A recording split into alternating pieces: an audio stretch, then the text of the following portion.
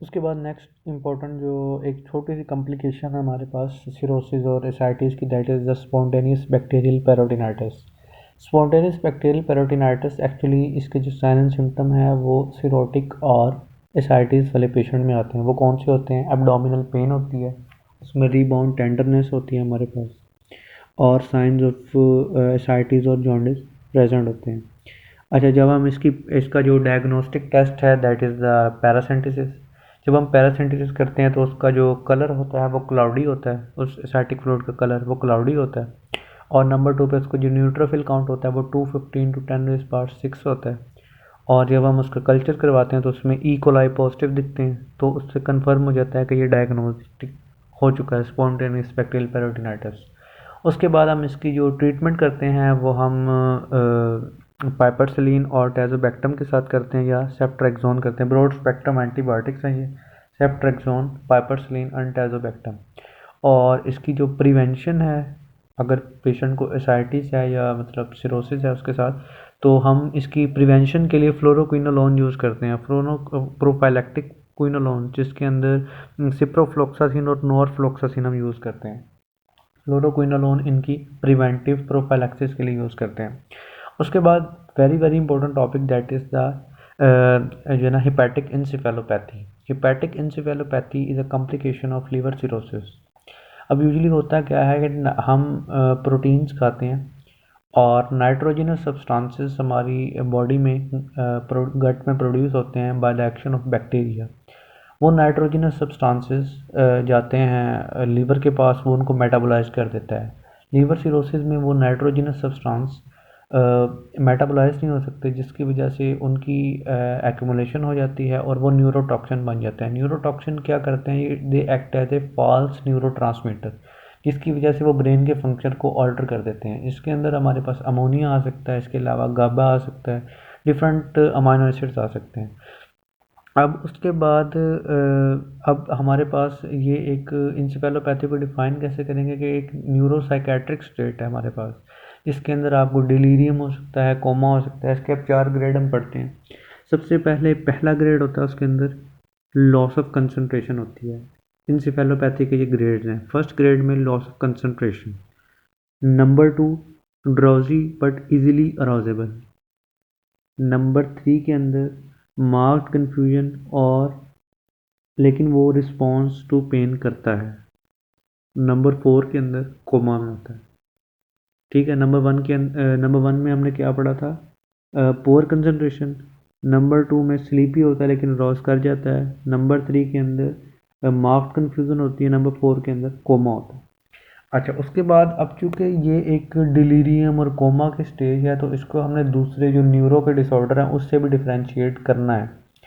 तो हमारे पास इसके डिफरेंशियल डायग्नोसिस जो हेपेटिक इंसेफेलोपैथी के बनते हैं, उसके अंदर हमारे पास वर्निकी इंसेफेलोपैथी आ सकती है, अल्कोहल टॉक्सिकेशन आ सकती है, अल्कोहल विथड्रॉल सिंड्रोम आ सकता है, इसके अलावा साइकेट्रिक डिसऑर्डर्स आ सकते हैं, इसके अलावा हमारे पास हाइपोग्लाइसीमिया हो सकता है हमारे पास। इसके अलावा जो हमारे पास हीमाटोमा जो एक्स्ट्रा ड्यूरल या सब ड्यूरल हीमाटोमा बन सकता है। इसके अलावा हमारे पास विल्सन डिजीज़ का जो न्यूरोलॉजिकल मैनिफेस्टेशन होती है वो भी हम डीडी में इसके रख सकते हैं। ठीक है, ये सारे इसके डिफरेंशियल डायग्नोसिस हो गए। अच्छा, अब इसकी हमने कंफर्म कैसे करना है इसके डायग्नोस को? सबसे पहले तो एक तो क्लिनिकली हम हमारे पास हिस्ट्री होगी पेशेंट की कि उसको इतने अरसे से मतलब कोई हेपेटाइटिस की हिस्ट्री होगी जिसकी वजह से लीवर सिरोसिस होगा और अब वो कन्फ्यूजन के साथ आया। ये हमारे पास हिस्ट्री हो गई। इसके अलावा अगर आपने कोई टेस्ट कराना है तो इलेक्ट्रोएंसेफेलोग्राम करवाते हैं। उसके अंदर जो हमारे पास अल्फ़ा वेव हैं वो स्लो कर जाती हैं और डेल्टा वेव डेवलप होती हैं। ठीक है, अल्फ़ा वेव स्लो और डेल्टा वेव डेवलप होती हैं। इसके अलावा हमारे पास अमोनिया की जो अमाउंट है सीरम में वो ज़्यादा होती है। ठीक हो गया, ये हमारे पास डायग्नोसिस इसका पक्का हो जाता है जब अमोनिया ज़्यादा होता है। उसके बाद नेक्स्ट में हम इसकी चलते हैं मैनेजमेंट की तरफ। अब याद रखिएगा, मैंने आपको बताया कि प्रोटीन में चूँकि वो नाइट्रोजनस सब्सटेंसेस होते हैं तो उसकी वजह से हमारे पास जो है वो ये इंसेफेलोपैथी होती है।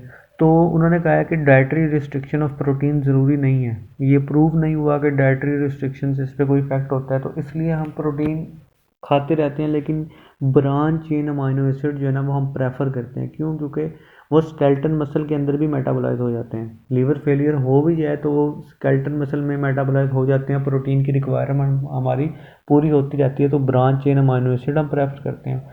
उसके अलावा लैक्टोलोज हम prefer the is the management of choice.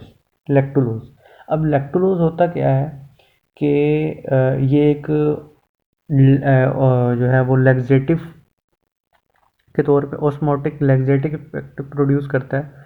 ये एक्चुअली एसिडिफिकेशन करता है, प्रोटॉन डोनेट करता है, जिसकी वजह से क्या होता है कोलोन के अंदर पीएच कम हो जाती है, जिसकी वजह से जो अमोनिया की अब्जॉर्प्शन है वो कम होती है। अमोनिया एक्सक्रीट ज़्यादा होता है हमारी जो है ना वो गट से, फीसिस से। ठीक है, ये फीसिस से you can say eventually urine से। हमारे गट के अंदर ये पीएच रिड्यूस करता है by giving the H positive ion, जो कि अमोनिया की अब्जॉर्प्शन को कम करता है, जिसकी वजह से वो ब्लड में नहीं जाती और इंसेफेलोपैथी कॉज नहीं करवाती। नंबर 2, रिफैक्सिमिन देते हैं। रिफैक्सिमिन क्या करता है कि हमारे जो बैक्टीरियाज होते हैं हमारे गट के अंदर, उनकी अमाउंट को कम करता है। उनकी अमाउंट कम होगी तो हमारे पास अमोनिया कम बनेगा। ठीक है, तो ये भी इफ़ेक्ट हो सकता है इसका। ठीक है, तो 3 तरह की हमने ट्रीटमेंट की, लैक्टोलोज, rifaximin and branch chain amino acid आप ले सकते हो।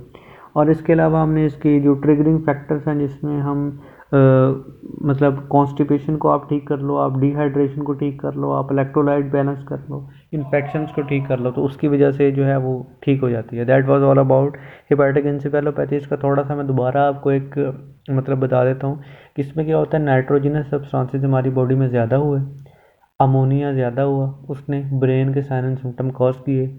हमने उस ब्रेन के साइन एंड सिम्टम को बाकी न्यूरोलॉजिकल डिजीज़ से सेपरेट किया, डीडी हमने उसका बनाया। इन्वेस्टिगेशन ऑफ चॉइस हमने इलेक्ट्रो एंसेफेलोग्राम करवाया, अमोनिया का लेवल करवाया, वो हो गया। उसके बाद लैक्टोलोज दिया हमने। लैक्टोलोज ने क्या किया, जाके वहाँ पे एसिडिफिकेशन कर दी, जिसकी वजह से गट से अमोनिया की एब्जॉर्प्शन नहीं होगी, तो उसकी वजह से एंसेफेलोपैथी नहीं होगी। उसके बाद हमने रिफैक्सिमिन दिया। रिफैक्सिमिन ने बैक्टीरिया को कम कर दिया, जिसकी वजह से अमोनिया बनी ही कम और एंसेफेलोपैथी ठीक हो गई।